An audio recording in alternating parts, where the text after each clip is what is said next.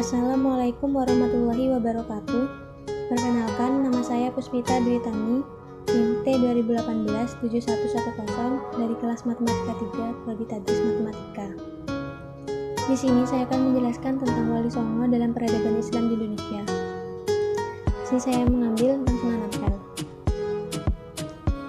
Video ini disusun untuk memenuhi tugas pada mata kuliah Sejarah Peradaban Islam yang diampu oleh Bapak Haji Muhammad Syaifuddin MAG. Ada beberapa pokok pembahasan materi. Yang pertama, tata kekuasaan, yang kedua sejarah berdirinya, yang ketiga pemikiran dan karya-karyanya, dan yang terakhir sejarah peradaban. Peta kekuasaan. Sudah terlihat jelas peta dari Sunan Ampel, yaitu yang terletak di Surabaya, Provinsi Jawa Timur.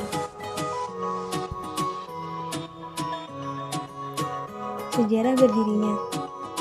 Sunan Ampel bernama asli Raden Rahmat atau Ali Rahmatullah, lahir pada tahun 1401 Masehi di Cempal.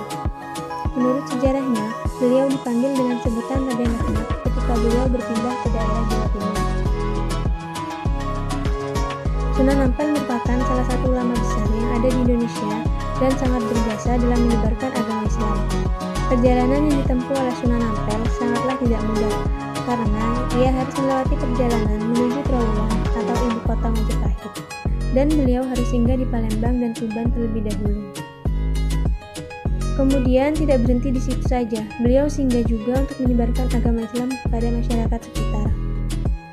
Menjadi sebuah catatan sejarah saat beliau menyebarkan agama Islam, karena masyarakat Majapahit yang merupakan penganut agama Hindu menjadi agama Islam.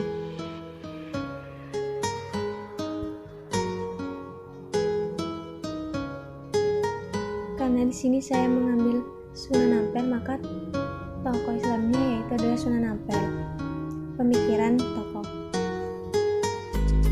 Sunan Ampel dalam melakukan dakwah menggunakan metode dakwah yang dinilai dapat membantu memudahkan masyarakatnya hingga dapat menerimanya. Metode yang digunakan Sunan Ampel adalah melakukan pembauran dan juga melalui pendekatan intelektual dengan cara diskusi secara kritis dan cerdas di dalamnya.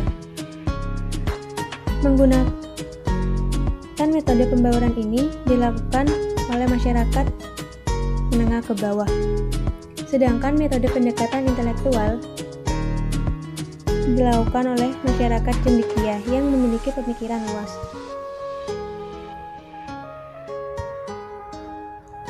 Karya-karya atau peninggalan bersejarah. Yang pertama, Masjid Sunan Ampel.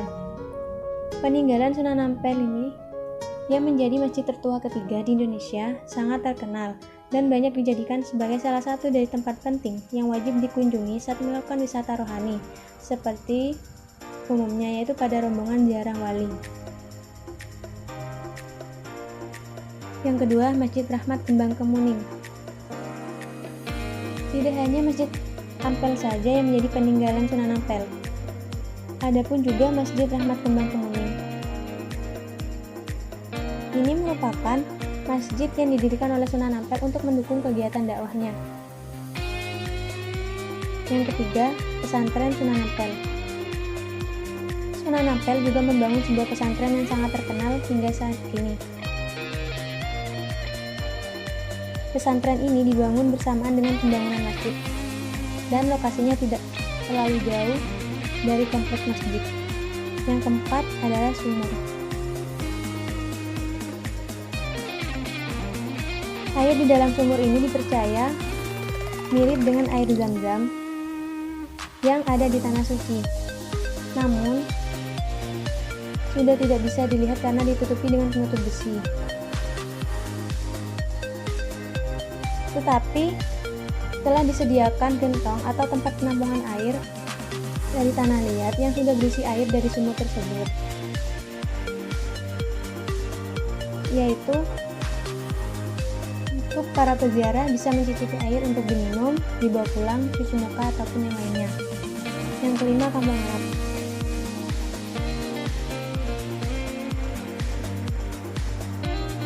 Dan yang terakhir adalah Nadir. Peninggalan yang satu ini sangatlah unik, karena Pengurus Masjid Ampel merupakan tokohnya, yang dimana perkumpulan ini belum lama dibentuk, yaitu dimulai pada tahun 1970. Tugas Nazir ini adalah mengurusi semua hal tentang situs sejarah Islam, sehingga bukan hanya masjid saja, melainkan juga makam Sunan Ampel. Sejarah peradaban. Sunan Ampel tercatat di dalam naskah-naskah kuno yang sudah diterjemahkan. Di dalam naskah-naskah kuno tersebut menyebutkan bahwa beliau mempunyai kesaktian atau yang di dalam agama Islam dikenal dengan sebutan karomah. Karomah yang ada pada zaman Sunan Ampel ini tidak hanya terdapat dari kekuatan atau kelebihan Sunan Ampel saja, melainkan dari peninggalan-peninggalannya. Salah satunya adalah karomah dari Masjid Ampel, yang mana tidak ada kerusakan sedikit pun saat ada pasukan penjajah yang menyerang Surabaya di kala itu. Kaitannya adalah karena pemilihan bahan bangunan yang diambil dari beberapa kota di Jawa Timur, di mana filosofi Jawa masih kental, sehingga mempengaruhi ruh benda atau bahan bangunan yang dipilih. Karena Sunan Ampel juga tidak sembarangan dalam memilih bahan bangunan yang dipakai, terutama kayu. Karomah yang dimiliki oleh Masjid Sunan Ampel ini mendatangkan ribuan jamaah pada bulan Ramadan. Para jamaah datang dari berbagai penjuru negeri untuk merasakan ketenangan dalam menjalankan ibadah puasa dan ibadah lain di bulan Ramadan. Selain itu, ada karomah lain dari Sunan Ampel, yakni tentang ucapannya yang mujarab terhadap salah satu muridnya, yaitu Mbah Soleh. Karena beliau mengatakan bahwa Mbah Soleh dapat hidup sebanyak 9 kali. Mungkin hanya itu penjelasan dari saya tentang Wali Songo dalam peradaban Islam di Indonesia. Kurang lebihnya mohon maaf. Wassalamualaikum warahmatullahi wabarakatuh.